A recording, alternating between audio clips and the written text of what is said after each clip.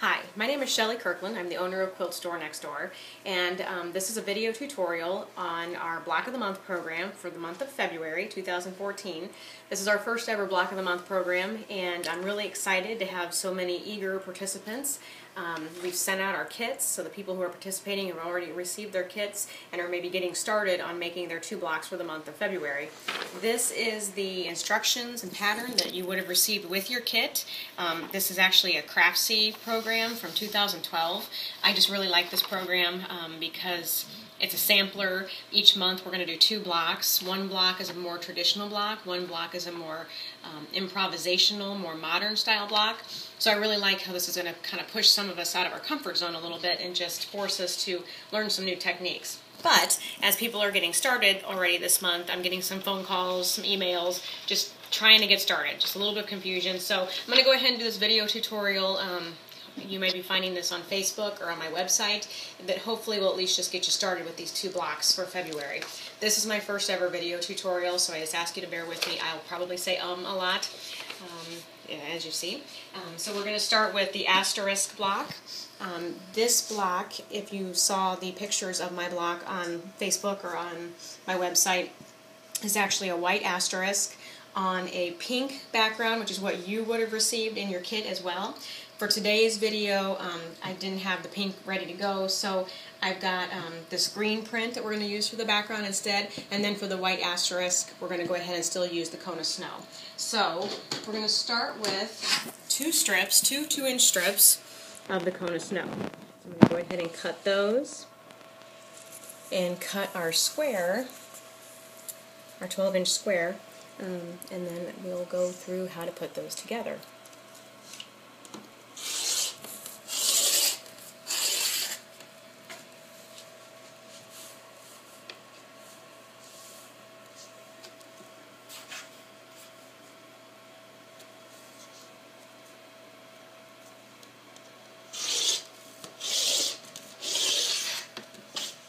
Now let me go ahead and get this out of the way, and then I'll show you how to cut that 12-inch square.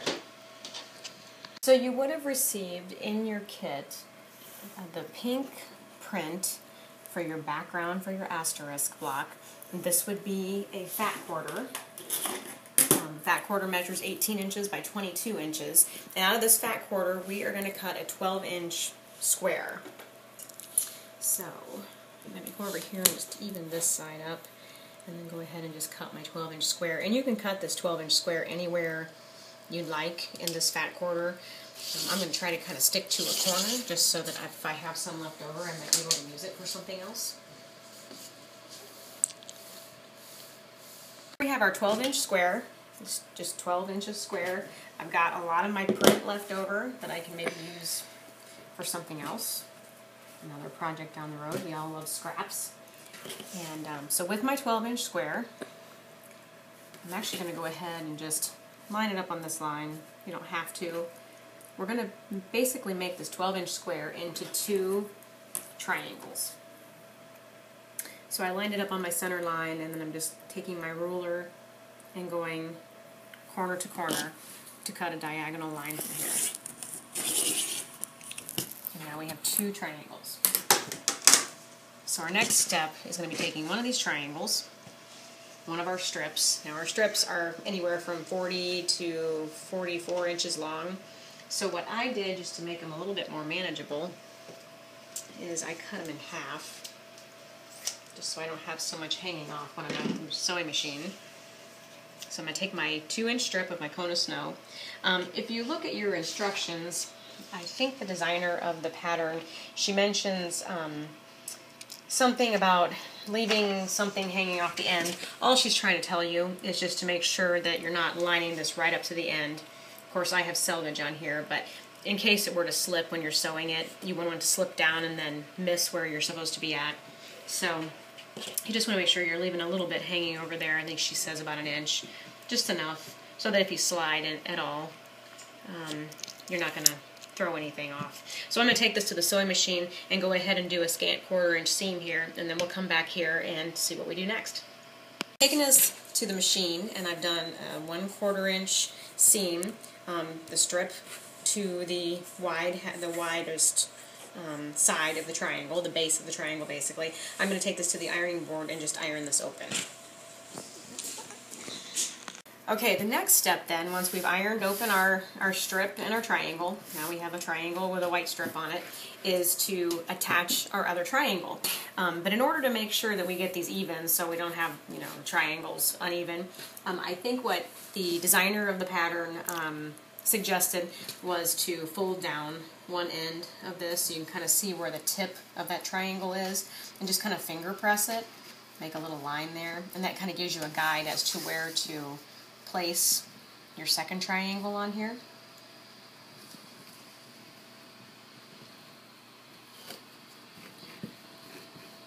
So now that I have that lined up, I'm actually going to go to the sewing machine and do the exact same thing here, just a 1/4 inch seam, and attach this side of the triangle now.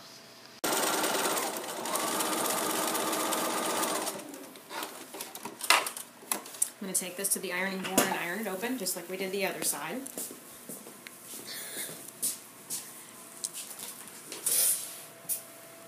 Now I think she mentions in the tutorial to make sure that you're ironing to the dark, just so that you're not seeing that darker fabric, the seam allowance underneath that lighter fabric.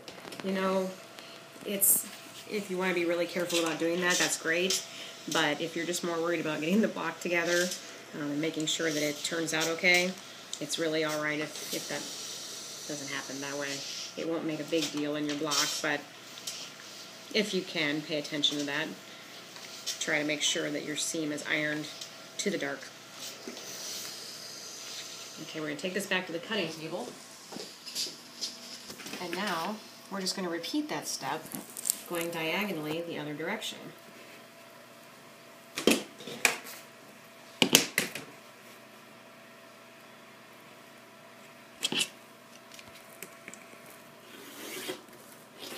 Isn't it painful to slash right through that after you sewed it?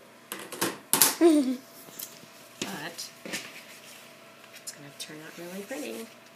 So we're going to do the exact same thing. We're going to actually just repeat that whole process. I'm going to leave a little bit hanging over that edge. Line that up. Take it to the machine and do a 1/4 inch seam.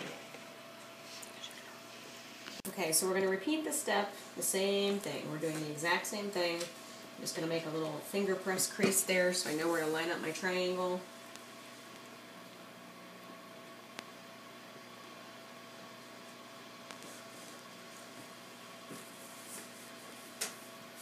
And at this point, I also kind of use this strip in the middle, now that I have 2 of these, and I kind of line that up. I pull that back and sort of make sure that those 2 strips, the white strips, line up, the seams do. And I kind of use that then to place that second triangle now that I have a strip to use. So then I know when I fold it open, the line's going to go straight across. I'm going to take this to the sewing machine and I'm going to sew a 1/4 inch seam and iron it open. So now we have an X. In our block, we did the 2 diagonal cuts and put in a white strip, attached the triangle, and then turned it, did a diagonal cut in the opposite direction, attached the white strip, attached the second triangle, and now we have an X. So now, to make an asterisk, we have to basically get a cross in here on top of this X. So in order to make sure that our cross sections go in the center, what I've done is taken my block, so I've got my X, so I'm going to take my block and fold it like this as I'm at the ironing board. Kind of line up the tops here so I know I'm somewhere near the center. And then I iron a little quickie seam in there. So that's going to give me a line now, so that when I take it to the cutting table and I cut again down the middle, I know I'm somewhere near the middle. Line down the middle here, and I can line it up on this big line. The other thing you want to remember when you're making this vertical cut, top to bottom, is you want to make sure that you're going through where the cross point. So the little corner and the little corner here, where the 2 white strips cross, just make sure that you're going through there. Or you're pretty close.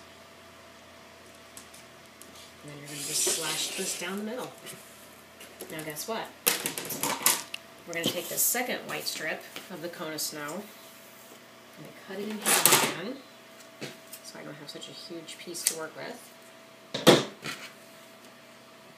And I'm going to take this strip, leave a little bit hangover, and guess what?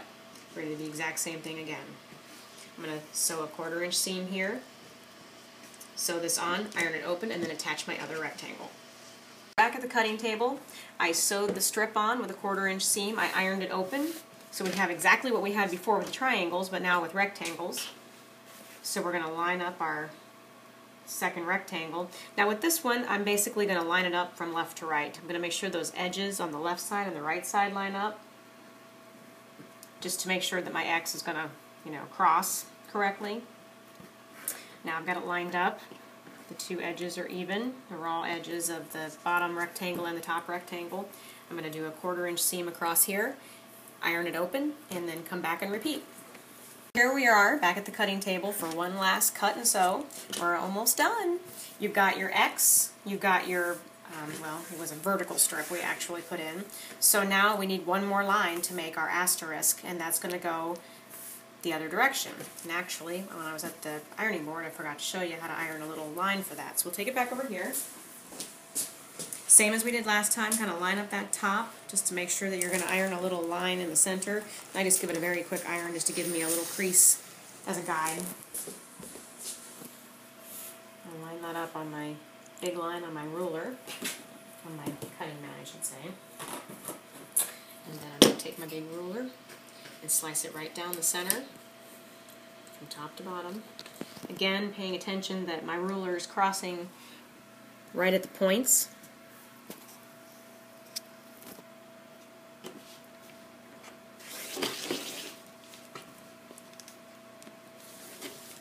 It's getting a little dull. So, take my rectangles and do exactly what I did before. Taking a strip of my cone of snow, lining it up, 1/4 inch seam here. We'll iron it open, and then we'll attach the last rectangle. Here we are, back at the cutting table. I've ironed this seam open. We've got our strip, our rectangle. We're going to line up our second rectangle. We're almost done. One more step after this. Line up those sides left to right to make sure that our rectangles are going to line up. The white strips and the asterisk will line up. 1/4 inch seam across here, and then iron it open. Our block is done. We have an asterisk in white in the cone of snow with a darker print background, so that asterisk really stands out. The last thing we need to do is trim this block down to a 12.5 inch square block. Every block in this sampler quilt that we're doing for our Block of the Month program this year will be a 12.5 inch block. So at the end, we can either just add blocks and set these in a different design, or add sashing. But we want all the blocks to be a nice square 12.5 inch square. So I'm going to take my square ruler. Some of you may already have this. Some of you purchased one at the time you got your kit from me. But either way, I'm going to go ahead and just turn it a little bit just to help me cut it.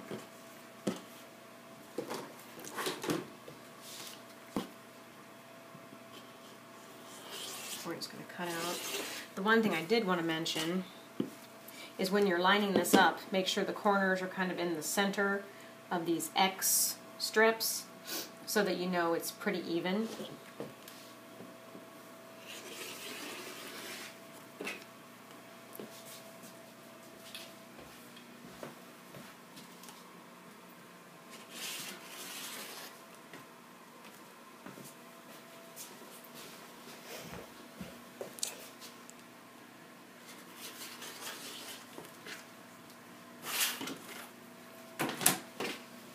There you go. You have a perfect asterisk block. This is the first block of our 2 February blocks. This was my tutorial block, but your block will look like this one with the pink print from the Waterfront Park collection by Michael Miller Fabrics and Cone of Snow. I had some questions in your kit. You received this print as well for the wonky pound sign. I had some questions about which way should I do it. it doesn't matter. You could really do this with the black and the white if you want to, and then use the pink print as the wonky pound sign. I just really liked it this way. I liked the dark black on the white versus it being the other way, but that's just me. You got the kit with a fat quarter of the pink print, a fat quarter of the black and white print, and a half yard of the cone of snow. So you really could do this however you really want to, however you want your block to look, but this is how I decided to do it. So just to kind of give you an idea, here's the asterisk block. This is our wonky pound sign block. And this one I'll do in a week or so. I'll try to post a video tutorial on this one as well. But for now, hopefully this helped you kind of clarify how to get started on this asterisk block. And now that you see how easy it is, you can make a whole bunch of them. I actually just made 14 of them for some table runners that I'm doing for some customers. Super easy. They go really fast once you get the hang of it. So thanks for watching. I hope this helps. If you still have any questions, you can call me at 614-382-8008 or email me at quiltstorenextdoor@yahoo.com. Thanks for watching.